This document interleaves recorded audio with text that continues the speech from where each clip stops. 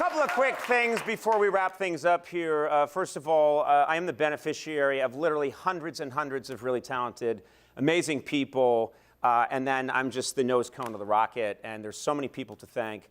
11 years ago, I made the decision to come to TBS.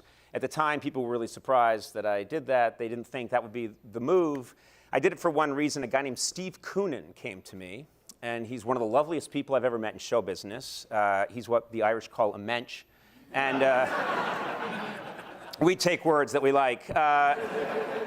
Anyway, he came to me and he said, I will protect you, I will let you and your people do whatever you want, I'll never interfere, and we'll support you 100%. They did that. They did that in every single way. They never went back on their word.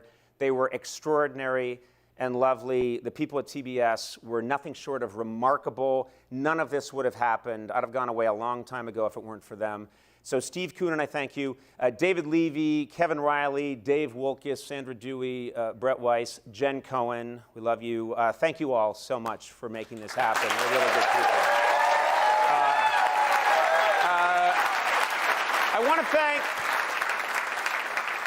I want to thank my squad. They've been with me forever. Rick Rosen, Gavin Pallone, Lee Burkeen. They're the best at what they do, and they take really good care of me.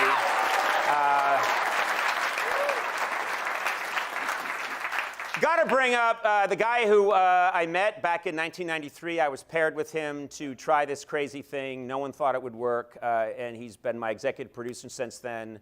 And we are brothers from different mothers. Our executive producer, our jefe, Jeff Ross. Want to give it up to Jeff Ross? Where are you, Jeff? Hi, Jeff. Yeah. He's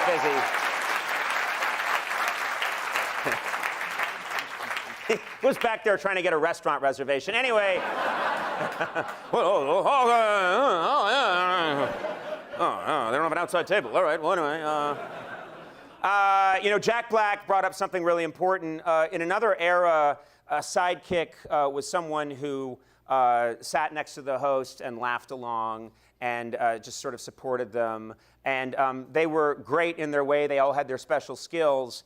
And when I found Andy Richter, he's one of the funniest people that I ever met, and I put him next to me. And Andy, I never said to Andy, give me room, you can't get the laugh, I've got to get the laugh.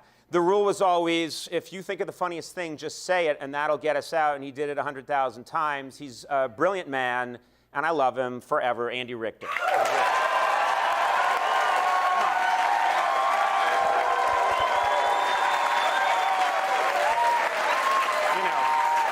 would have been...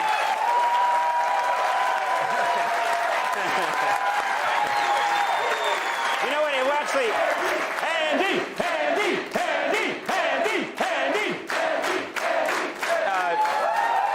Actually, their chanting is gonna make me cry! It would have been nice if you, fake laughed once. There were times... I started as a comedy writer, so I always took it as a point of pride. I always wanted to have the very best comedy writers, and I did. Starting in 1993 and until now, I've just, I cannot express how brilliant these people are, and I don't often know that writers are appreciated as much as they should be. I know that there are awards for them, but they're behind the scenes. You have no idea the courage of many of my writers, the ingenuity, just the beauty of their minds, how they work, and they're also really good people. I've been blessed with the best writing in television, in my opinion, for 28 years, so. Yeah. Really.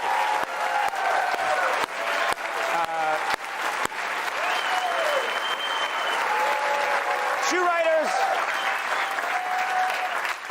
I gotta call out two in particular right now because they're true, just amazing people who still have kept this show going all through the TBS years, and that is Mr. Michael Sweeney, Michael B. Sweeney, if you're here. Mike Sweeney's here. And who's amazing, and he's always in the trenches, and he goes with me on all the travel shows, and we've been having fights all over the world about it's just absolutely absurd, and half the time he's wearing his pajamas. and an old beat-up Chatham sweatshirt, because that's all he brought. And I love him. And I'll tell you someone else, Mr. Matt O'Brien, who is, I have to point out, he's no relation to me at all. He's just a brilliant writer in his own right. But I always tell people that he's my uncle's son, and we had to hire him.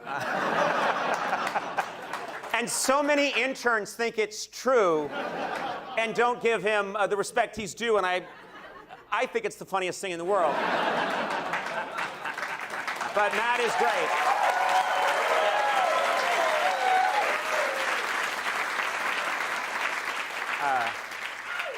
There's a guy on our show who never gets any recognition, and you will agree with me that he is the truest warrior. Keeps it running. He is the, in the bottom, the very bowels of the works, the gears. He's been with me. I think he started with me way back in the early 90s as an intern. And he is the guy who travels the world with me. He's the guy that makes things happen when people try and shut us down and try and stop a shoot. He does some crazy thing that's illegal.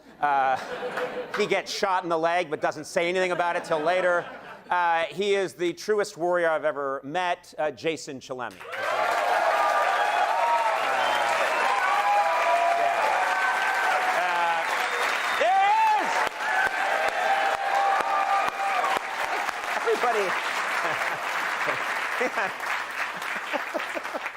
We didn't think about this through at all. Everyone's a creep that comes out of the dark. It's like I'm just introducing sexual predators on the show. Here's another creep. Yes. Here I am. A brilliant woman who is our line producer and makes everything happen. If she left us tomorrow, I would leave show business and Jeff would leave. She just makes everything work. She's a genius. Sarah Fedorovich. We got to give it up to Sarah. Sarah! Where are you, you creep? She's off. All right, well, whatever. Hey, I got to give a shout out to somebody. This is very hard for young people to understand, but in 1993, when I was chosen to replace David Letterman, people thought it was a batshit crazy, stupid idea. They didn't know me the way you do. I had no experience. I really shouldn't have had the job. One guy changed my life. Lorne Michaels at Saturday Night Live said, he did something. He said, I think that guy. And NBC said, the writer with the weird hair? And he was like, trust me, he's got something. And Lorne put his credibility on the line. He really did at the time. You can go back and read, and people wrote, wow. I remember reading an article that said Lorne Michaels has taken the biggest gamble of his career with this complete unknown for such a big job. Lorne saw something in me. I'd like to think he was right, and he changed my life, and I'll owe him forever. He's a great man. So,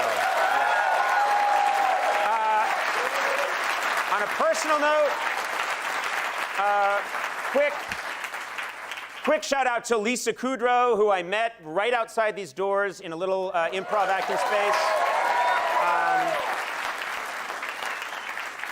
In 1985, and I immediately sized her up as one of the coolest, most talented people I'd ever meet, and a lovely person. When I went through, when I started to go through the possibility that I might get this job that was, I must repeat, a completely insane idea. Nobody except Lorne thought it could work.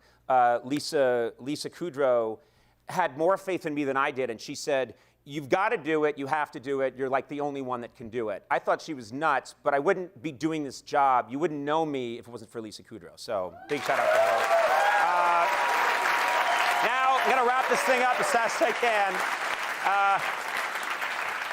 I come from a big family, but I got to give a big shout out to my parents, who I think raised me right. I love you, Mom and Dad, and they'll see this, I think, 3 months from now. They don't know how the internet works. Someone will get them a film of this, but I love them dearly, and what are you going to say? They're just amazing people. My siblings, Neil, Luke, Kate, Jane, and Justin, they never, ever were impressed with anything. They just, I mean, would you? I'm not saying that in a bad way. They just had they always treated me the way they did when we were kids, which was shitty. I'm a fucking celebrity, man. They're really amazing people. They've supported me in every way. It's probably not always the easiest thing to be related to someone, like me, who acts like an ass for a living. But they've never for a second bought into any of the potential foolishness of this business. And they give me shit constantly. And I love you guys all for it. Probably the biggest shout out I got to give is one of the most amazing things, or I'm going to say the most amazing thing that happened to me on this show over the 28 years of the various shows, of the various 9, was shooting a remote, and I saw this woman on the remote was an advertising executive, immediately fell in love with her. You can see me kind of fall in love with her on camera. It was the best decision I ever made in my life, including late night. I mean, she is the best decision. She's my beautiful, super smart, much smarter than me wife, Liza. So thank you, Liza.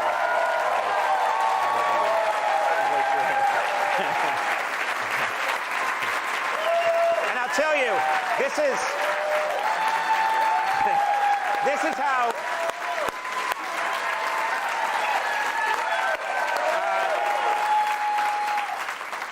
Whatever people think of me in our relationship, they quickly figure out that Liza's the smart one and really funny. And when we shot the scene from the Notebook where I kiss Ryan Reynolds, she saw it happen. She was there. She saw it happen. And when it was done, she said, "Well, that ruined both of you for me."